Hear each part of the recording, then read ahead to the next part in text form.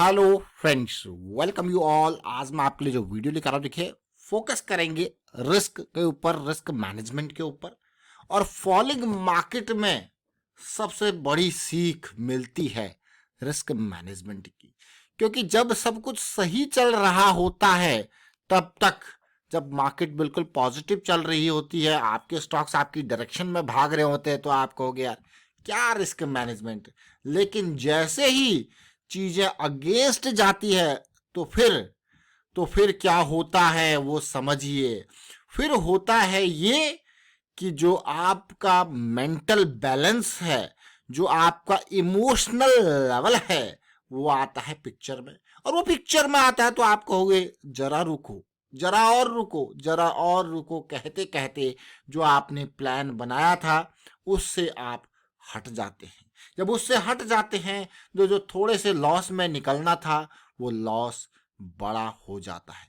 तो जब वो लॉस बड़ा हो जाता है तो फिर होता है नुकसान। तो ये ऐसी सिचुएशंस को अवॉइड करने के लिए प्लान को स्ट्रिक्टली फॉलो करना होता है, और रिस्क मैनेजमेंट उस प्लान का पार्ट होता है। तो रिस्क मैनेजमेंट को कभी इग्नोर नहीं करना है।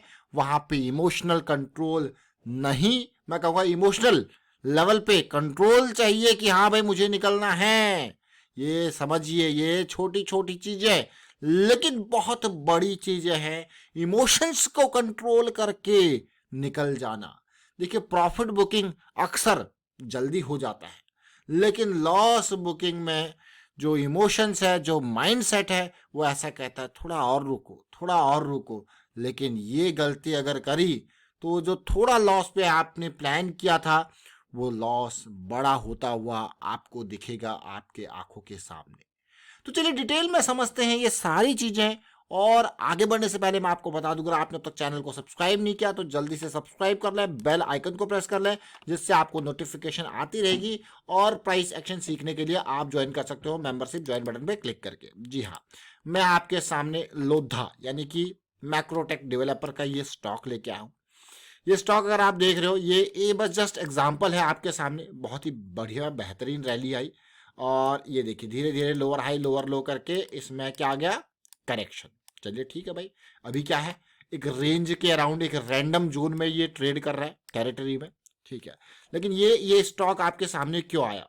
तो चलिए मान लेते हैं आपने एक पॉजिटिव सोच समझ के यहाँ पे इस लेवल पे 1100 के लेवल पे स्टॉक में एंट्री कर ली। ठीक है, क्यों एंट्री कर ली उसको भी देखते हैं, और क्या रिस्क मैनेजमेंट था उसको भी देखते हैं। तो देखिए हम डेली पे जाते हैं। डेली पे एक बुलिश साइकिल स्टार्ट होती है, और आप यहाँ पे इसके ब्रेकआउट के लेवल पे ध्यान से देखना और समझने की कोशिश करना। ब्रेकआउट का लेवल 1100 था के अराउंड, और आपने इसमें क्या कर लिया, एंट्री। ठीक है भाई, बढ़िया बात है, एंट्री करी। लेकिन आपने जब स्टार्टिंग में प्लान किया इस लेवल पर, जब भी आपने एंट्री करी आपने कहा मेरा डीप स्टॉप लॉस जो है वो ये है। भाई जैसे ही ये एरिया टच हो जाएगा मेरा भाई मुझे निकलना है। मेरा जो मैक्स बफर जोन बन रहा है वो मैं राउंड ऑफ करके फिगर बता रहा हूँ, 1100 से थोड़ा ऊपर है, ये 1000 से थोड़ा ऊपर है, लेकिन 100 पॉइंट्स। आपने कहा भाई मैं स्टॉक में इतना ही रिस्क ले सकता हूँ 100 पॉइंट्स का। और जो मेरा टारगेट एरिया है वो तो भाई वो 1500 है, लेकिन हाँ रिस्क मेरा इतना ही है, 1000 से ज़्यादा नहीं। एक बुलिश साइकिल स्टार्ट हुई, एक पॉजिटिविटी हो गई। ठीक है भाई, बढ़िया बात है, अच्छी बात है, सब चीज़ आपने प्लान कर दिया। लेकिन जैसे ही, अब ध्यान देना, जैसे ही कैंडल क्लोज हुई आपके रिस्क के नीचे, ये देख रहे हो 1010, आपने कहा ये तो बिल्कुल मेरा जो पॉइंट मैंने सेट कर रखा था उससे नीचे तक गया है, कैंडल क्लोज हो गई इवन।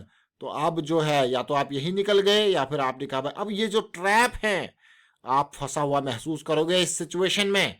अब इस सिचुएशन में क्योंकि आपने जो प्लान किया होता, जो आपने प्लान किया होता हुआ था, वो जो प्लान है वो एग्जीक्यूट हो गया है, यानी कि आपने जो लॉस बुक करना था वो बुक करने का टाइम आया और आपने नहीं किया।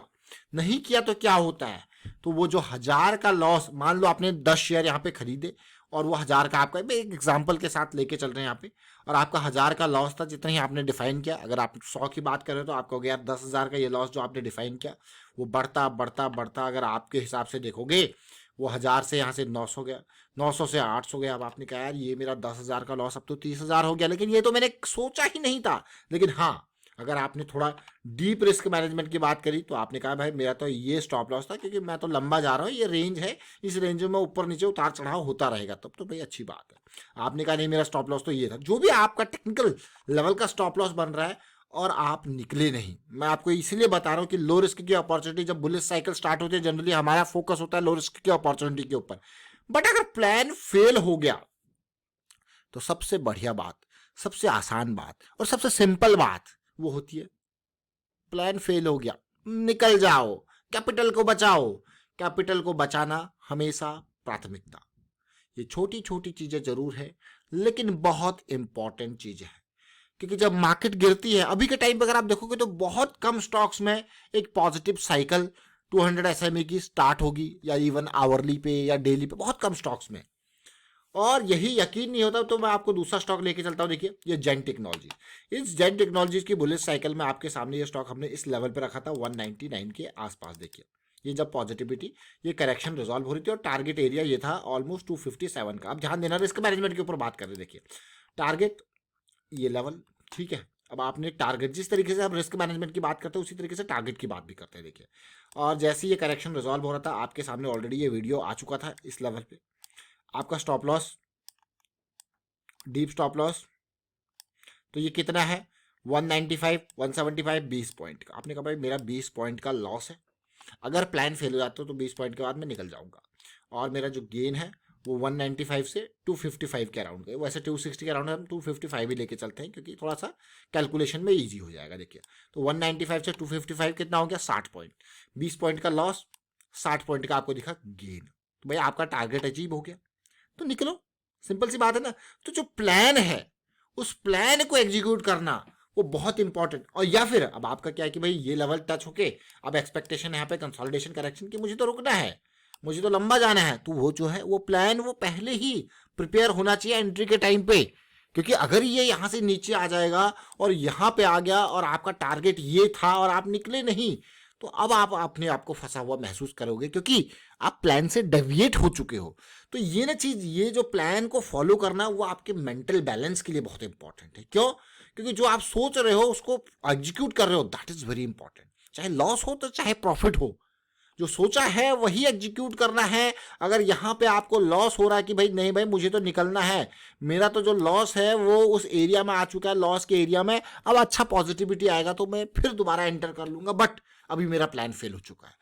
तो ये जो माइंडसेट है, ये जो थॉट प्रोसेस है, ये बहुत इंपॉर्टेंट है, इसको समझिए। और अगर आपने जेन टेक्नोलॉजी का ये वीडियो नहीं देखा पुराना वाला तो इसको जरूर देखें, इस लेवल पे किस तरीके से करेक्शन रिजोल्यूशन के बारे में और किस तरीके से इस टारगेट, ये देखिए ऑल टाइम हाइज या फिर मैं कहूंगा इंपॉर्टेंट हाई पॉइंट, इंपॉर्टेंट लो पॉइंट, इनको हमेशा लिक्विडिटी जोन कहा जाता है। क्यों? क्योंकि यहाँ पे साइकोलॉजी की धुरी है, यानी कि साइकोलॉजी यहीं पे माइंडसेट, जो माइंडसेट है कि हाँ कुछ लोग निकलेंगे और कुछ लोग ब्रेकआउट के लिए इंतजार कर रहे होंगे, और उसी टाइम पे जो है आप देखिए जस्ट ब्रेकआउट हुआ, ऑल टाइम हाई है ना, जस्ट ब्रेकआउट हुआ और उसके बाद देखिए अब इसीलिए हम आपको कहते हैं कि भाई ब्रेकआउट के नियर या ऑल टाइम हाई के नियर कंसोलिडेशन करेक्शन की हम उम्मीद करते हैं। तो अभी हमने दो स्टॉक्स को देखा, इसको हमने रिस्क मैनेजमेंट के ऊपर और ये प्रॉफिट टारगेट के ऊपर। तो ये बहुत इंपॉर्टेंट चीज़ें हैं, छोटी छोटी चीज़ें जरूर हैं लेकिन बहुत इंपॉर्टेंट है। और ये वीडियो अगर नहीं देखा तो ऊपर आई बटन पे जाके इसको देखिए और समझने की कोशिश कीजिए। और उसी तरीके से रिस्क मैनेजमेंट के बारे में हम क्यों बात कर रहे हैं अभी, क्योंकि मार्केट की डायरेक्शन थोड़ा सा पॉजिटिव साइकिल स्टार्ट होती बियरिश साइकिल में आ जा रही है। देखिए पॉजिटिव साइकिल स्टार्ट होती फिर बियरिश साइकिल में आ गया, तो ये समझना, क्योंकि रैंडम जोन है, एक बिल्कुल एक रेंज बाउंड मूवमेंट चल रहा है अभी मार्केट के अंदर, तो वो जो रैंडम टेरिटरी है तो वहां पे इस तरीके की सिचुएशन, तो इसलिए रिस्क मैनेजमेंट बहुत इंपॉर्टेंट। वाइंड अप करता हूँ वीडियो को यहाँ पे, शेयर कीजिए, लाइक कीजिए और रिस्क मैनेजमेंट के बारे में अवेयर भी करते रहें लोगों को, क्योंकि अपने तक सीमित मत रखें इस ज्ञान को, क्योंकि ये बहुत इंपॉर्टेंट है। मार्केट में जो भी आता है वो इस रिस्क मैनेजमेंट को इग्नोर करता है, but this is the key, this is the real important part. तो इसीलिए ये जरूर अवेयर करते रहें, खासकर अपने क्लोज सर्कल्स में, फ्रेंड सर्कल में रिस्क मैनेजमेंट के बारे में। And thank you for watching the video.